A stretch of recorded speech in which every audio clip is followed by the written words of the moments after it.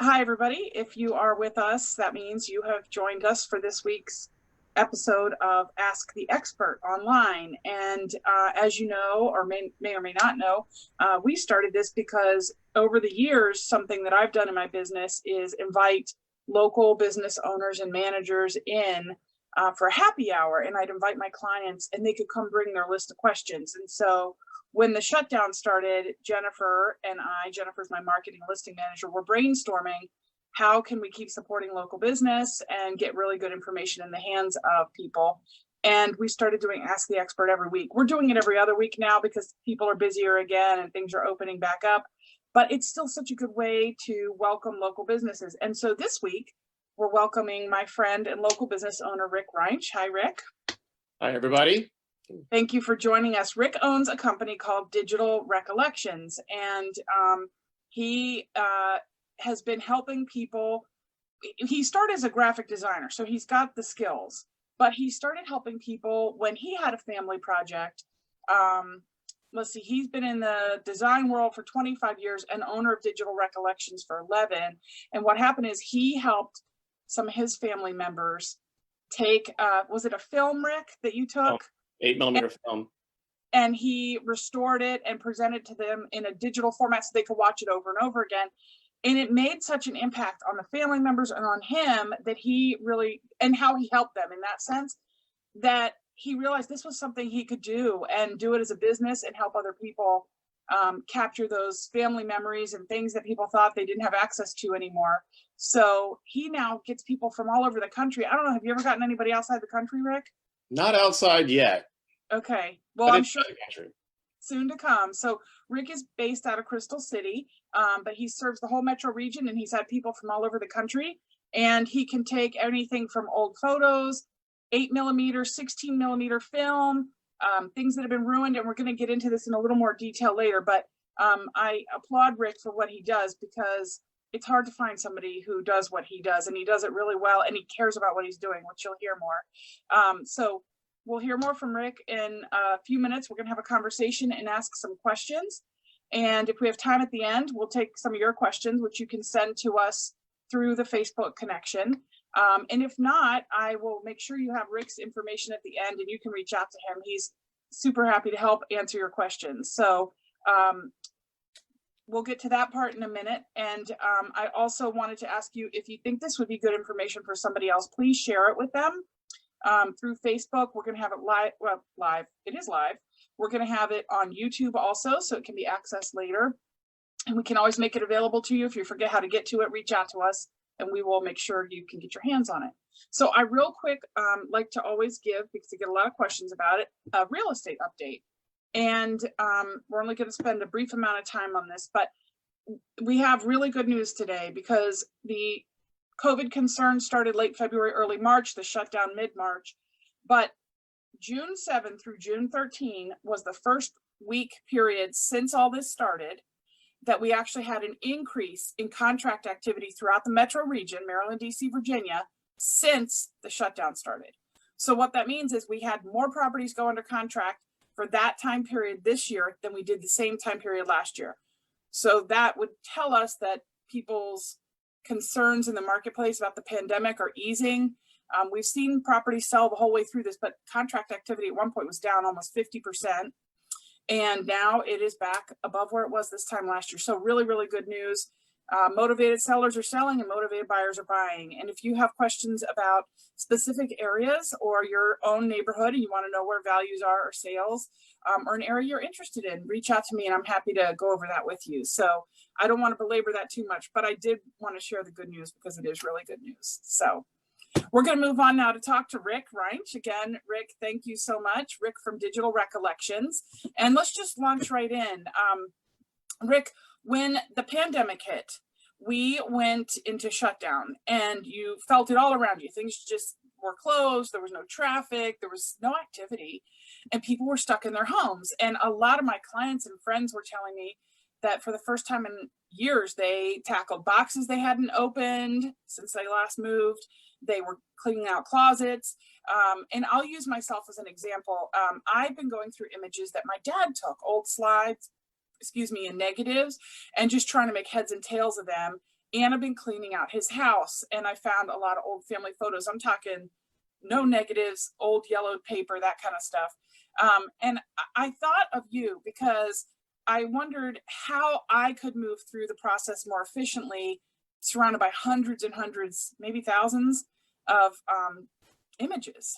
And some I'm sure we want to toss, but I'm sure there's some that will mean a lot to people in the family, the extended family, and treasures we can find, gifts we can make for people like you did for your family that sort of got you into this line of business. And I know there's some great stuff in those boxes and some stuff that really needs to be dumped. So with that, since I already knew what you did, and I think it's such a great service, could you share a little bit about how you help people when they find these images and want to digitize them so they don't ever lose the images and they can share them with other family members or friends or whomever? Sure. So you've done the first hard part, which is finding everything that you may have in your dad's house and kind of consolidating it down into one spot, and then going through it and figuring out what you do and you don't want. What I say, a general rule of thumb, is if something is a picture of a tree or a mountain range or an ocean, if it doesn't mean anything to you, toss it. If it's a picture of a family member or an old family home or the family dog that you love when you're a kid, keep all that because that's great.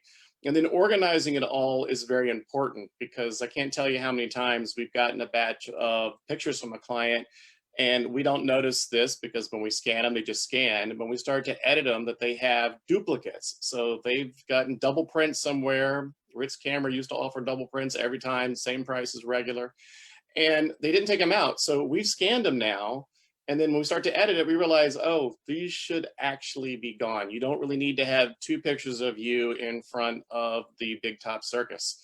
So throw those out, go through them, and then organize them by year if you can. If you have a general idea, it's easier as time went on. You were a little bit better probably about telling what year it was or what event it was. Put them into those little batches. You can use just a regular Ziploc bag. You can just put them in right on the outside of the bag and a felt tip marker what it was. So when we scan it, if we can use the high-speed scanner, that information is going to be in the metadata of the photograph. So if we know it was shot in 1992, that is going to show up in the metadata so you know what it is. You don't have to add that information in later. Slides are the same way. Go through them, get rid of the ones that aren't bad. I have some tips and tricks on my Facebook site that talks about how to use your iPhone as a slide table, which you used to have put all your slides out onto a big table and you look at them individually, figure out which ones were good and ones were bad and throw them away. So you can go in there and do that. It's great because it really kind of pares down, because every time we scan something, that's a cost, and you don't want to scan something that you really don't care about. I think that's it on that subject. Well, you hit on a lot, because I was just thinking about, I remember being a teenager and you could go up to the window of those places and watch the photos go by as they were processing them. And it's interesting because we don't even think about this anymore. But back then, you took a ton of photos of the same thing because you didn't know what was going to come out or whose eyes were going to be shut or whatever. What kid wasn't going to look at the camera? And now you just toss those on your device and take another one. So that's a really good point. And thinking about the old technology and then thinking about the technology we use now, how great to know that there's a way to use your iPhone to look at those old slides. Yeah, because it's kind of hard for people to do now because no one has a projector anymore, so they can't just put it up and put it onto a wall and see what it looks like. You don't have anything to view it with. So that's just a helpful way to go through it. And I will tell you that if you have prints versus negatives, that it is better to scan from the print than it is from the negative. Negatives tend to hold a lot more of the scratches, the dust, anything that is wrong with it. It tends to hold that more, and you have to scan them at a higher resolution so that you can print them if you want. Some people still do want to print stuff out. And that higher resolution means a little bit more work on our end to try to clean it up and make it look good, because I hate sending something out to a client that has a bunch of little dust spots or a scratch or it's not color corrected. Well, that's another good point, Rick, talking about cleaning up or making it look good. And I'll use myself as an example again, because after this, you and I should schedule for me to get some of that stuff to you. But, we've come across some, really cool photos, but some of them are damaged. And I've had clients tell me, you know, oh, we're sorting through things as we get ready to sell and we spilled red wine on this one, or, you know, whatever, but they don't have a negative. It's a really old print. So, you know, you're talking about scratches on negatives and that kind of thing, but what about if it's a print they have and they need some restoration done? Is that something you do also? We do a lot of that. It's a lot of times that people have that big 8x10 photo of mom in her wedding dress or grandma in her wedding dress, and it's either gotten damaged, it's either gotten water damage, or the frame or the glass is broke and it's scratched the actual print itself. We can take all of those, scan them, turn it into something digital, and then edit it and make it look so much better than it used to. Because time is not a friend to any photograph, and neither is the sun. So if a picture like that was hanging up on the wall, it's faded significantly since it was actually taken or produced. So it looks so much better when we get done. And this kind of goes for all the photos or slides that we scan too. Time is not a friend of any of this media. And the longer it goes without being scanned, the worse it's going to look. Because once it is actually digital, then you can just share it and it's not going to change. You're not going to have, sun's not going to fade a digital file. It's going to be something that is going to be permanent. And I don't think the formats are going to change anytime soon. I think we're finally set on what formats are. And that's a great example up on the screen. That was a really bad photograph that had lots and lots of damage to it. And with this one, they actually did want to have it colorized, but some people do like the colorization, some people don't. This client did want it, and this one came out fabulous. The client was extremely happy with how it looked. Isn't that great? I mean, and look, right down to like her little vintage, it reminds me of the poodle skirt stuff, but the Yeah, little emblem or whatever. Yeah, yeah. that's, and you know what else is nice is they probably, I don't know if this person was still living or not, but they probably commented on how blue her eyes were, and now you get to see, Yeah, right? exactly. Sorry, I didn't mean to stop the next slide. Yeah, that's okay. This is another example of we get to see some really interesting things when people bring us stuff, and I'm also a big fan of history, so I kind of like seeing what people are bringing me. And this is a great photo shot from the top of the Washington Monument looking towards the Capitol, and it's around the mid-70s, and I couldn't figure out. First of all, I noticed that there were actually cars driving on what now we consider the path where everybody runs. And on the lower right of it, you see this big hole. And it took me a while to figure out what that was. But that was when they were building the metro. The Smithsonian Station was going in there. So it was really interesting to see how they had dug the entire area up so that they Cool. could put that station in, and then they're just going to cover it back up. So that was a really great photo. And the right one is a really rough, it's really a photo that was in really rough shape. And unfortunately, I could not find my final version of it, but the final version looks so much better. Most of the lines were all gone and you could actually see the people were. A scanner picks up a lot more detail than what the human eye can see. So if this photo, you may think it looks really bad and it's so washed out and you can't see it, but once I scan it and start playing with the levels in it, we can really pop stuff back into what it should have looked like. That's so fun because, I mean, you think about it, you go, well, that's obviously an old photo, but before they couldn't even use it at all, right? No, it wasn't used at all. And you can tell it's really period just by their clothes, and I don't know, it's very, Yeah, um, that's fascinating, and I love the Washington DC history there, Rick. yeah, we get a lot of that. Well, I guess, you know, I don't want to depart too much from our chain here, but I guess you see some really interesting historical images, right? Yeah, historical images and historical footage. We had some 16mm film from a client. He said that his grandfather used to travel back and forth to Russia in the mid-20s, and he thought it was Russian propaganda film that he had brought back with him. And once we digitized it and we started editing the footage, what it turned out to be was the logo that he thought was a hammer and sickle on the front of the film canister was just the logo of the company that made the film. But what was on the film was so cool.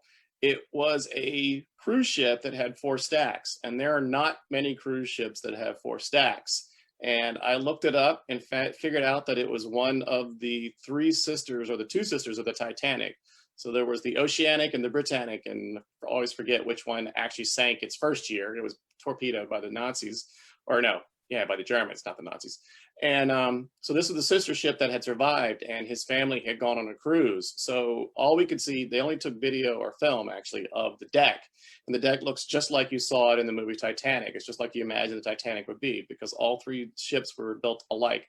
The other two were just a tiny bit smaller than the Titanic itself. So, and they also had footage of it from the shore, which was really, really cool, because I thought at first maybe we found some undiscovered footage of it. But no, the period dress of the people on the deck of the ship were all from the 1920s. But that was really, really cool stuff. So cool. Well, I think it'd be so fun to do that and uncover these treasures from time to time. So Rick, you know, I know, just for people listening who may be curious, like, we're talking about films and images people have. Can you briefly tell us a little bit about what you do for businesses? Because you also help associations and other organizations, for instance. You could just touch on that in case we have any business folks who might be interested in those services. Sure. So businesses and a lot of associations that I work with, they will, it normally happens when they're deciding to move, if they're going to downsize the office or they're just moving locations. They discover they have this room full of old media. It could be VHS tapes, it could be Beta, it could be Beta SP. We can take old DVDs and turn them into digital files, audio tapes. I had a client that had, I think it was around 1,200 audio tapes, and it was all their board meetings. And because of what is in their the bylaws of the association, they can't just throw the stuff out. It's not just something they can toss. They need to keep it. So, and they can't do anything with it in the format that it's in now, because no one has a cassette player. VCRs are very, very hard to come by now because they're not made brand new.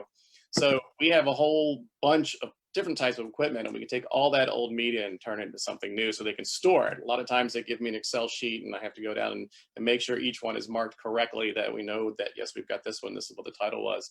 And normally they put it into a database. So they can take an entire room, because space is expensive, get rid of it and have it all onto a tiny little 2, 3, 4 terabyte drive.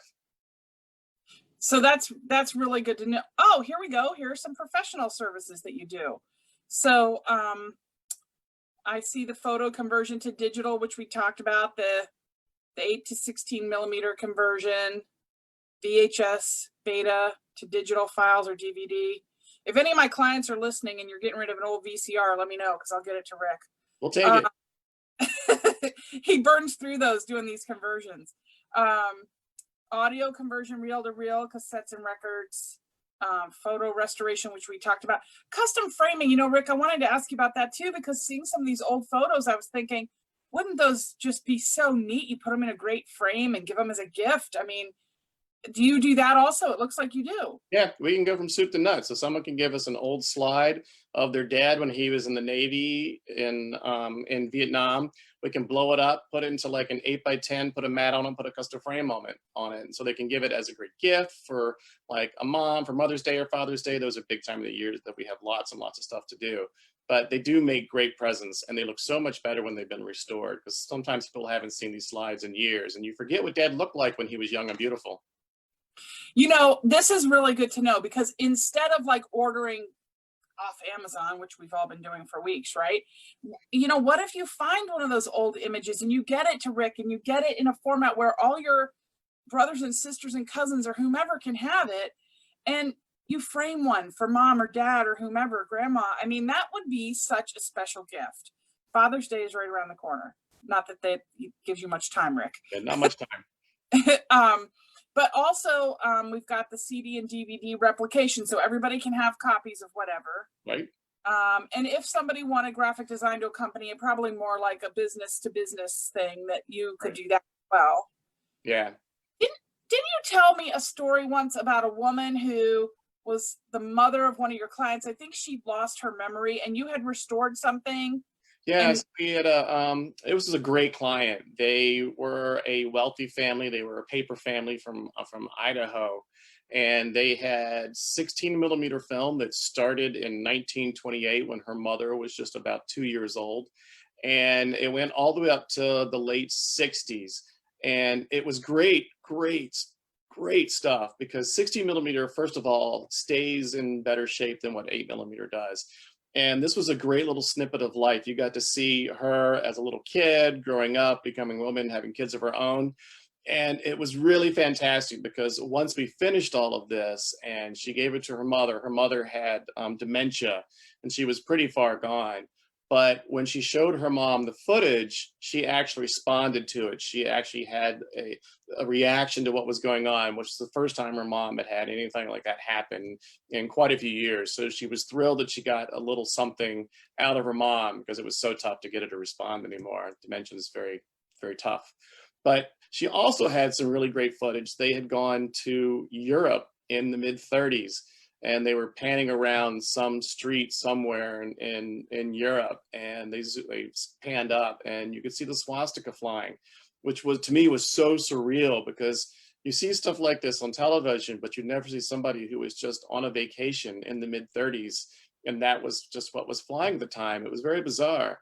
And I've done some work for somebody at the Holocaust Museum, and they're looking for that footage from people. If anybody has stuff like that, let them know. I can put them in contact with the right person, because they want to have all that footage. It means something to the Holocaust Museum. They want to show what other people were out there seeing versus just what you saw from the government or from a promotion. Yeah, that's a good point. I mean, and people watching this, if you come across something and in doubt, I mean, I can say from experience, Rick is conversational. You can reach out to him and he's helpful. It's not like he's one of these businesses who's like, you want 5 seconds of my time, I'm going to charge you. So I would encourage anybody, if you even have a question about it, to reach out to him. And that's such a good story, Rick. I can see why it would be so gratifying to do this work and just uncover those gems and hear about those reactions people have. I know as I get older, that kind of stuff matters more to me, and plus these days you can make it into very cool decor. We all see Chip and Joanna, and she always takes a few vintage pieces. Why not find a cool way to frame a photo and make it into a statement piece on a wall, right? Yeah, And you've got the design skills where if you think of something cool, you could do it. right.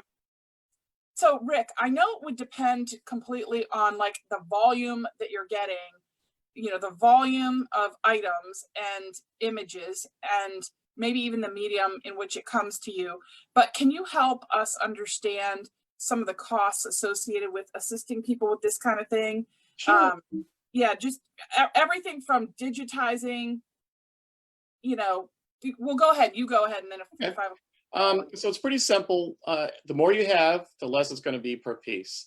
When you bring us slides, or excuse me, if you bring us pictures and they're neatly organized and the backs are clean, which means that they don't have any tape, any glue, any tears, they can be run through a high-speed scanner. If they were in those old horrible magnetic albums, then most of the times they have that little residue on the back, and those cannot be run through the high-speed scanner. They have to be done by hand. It's 25 cents a piece to scan on the high-speed scanner. It starts at 47 cents a piece for anything that has to be done by hand. Anything over 8.5 by 11 has to go in my large format scanner, and that starts at about 209 a piece. That's when people are doing like big newspaper articles or big 11 by 14 frame or 11 by 14 photos from a wedding photo or something like that. And with slides, if they bring them to us in a Kodak carousel, then they're only 25 cents a piece to scan too. If they have to be put into these, because I have a scanner that just, you take the carousel, pull it on, and it spins around and does everything it's supposed to do. Anything else that has to be done by hand, if I have to place them into a carousel or put them onto the flatbed scanner, depending on how bad they are, that's going to start at your 47 cents a piece too. For video, if you're doing any of the tape formats, either regular VHS, if you have 8mm, high 8, if you have mini DVs, DV cams, those all start at $28.95 a piece to turn it to a DVD and a digital file. Film is priced by the foot, and those tiny little reels, which are about that big, those were 3-inch reels, those have about 50 feet on them. That's wow. 37 cents a foot to digitize it. And generally everything that has been film has to be edited. People were famous for, like my dad, pointing to the ground or pointing to the sky and get that nice sunburst on there, which at that time the camera couldn't handle it and you just lost everything there. So we edit all that stuff out, and generally it takes us twice as long to edit as whatever the film length is. So if we have about 30 minutes worth of footage, it takes me an hour to edit and then burn it back onto, we can either do a digital file or a DVD. billing rate for editing is $95 an hour for video, $85 for anything that has to be done for a print, slide, or a negative. And make sure you bring those prints because negatives aren't as friendly. They're a little bit harder to do at times, and they fade a lot quicker than what photos do. So if you have the negatives and the prints, bring both. Bring both, but we'll probably scan the photos themselves. That'll be easier for them. Okay. Okay. No, that's good to know. So we can look at it like there's a scanning cost, there's an editing cost, and then if they a particular thumb drive cost or whatever, you give it to them on. People can either provide a thumb drive or we can sell them one. Either one doesn't matter. If it's a small enough job, we can also upload it to a Dropbox site and just let them download it. And framing would just depend on size. Framing's all custom, so you never know. It depends upon the frame, the mat, how big it's going to be. So it's always such a variable.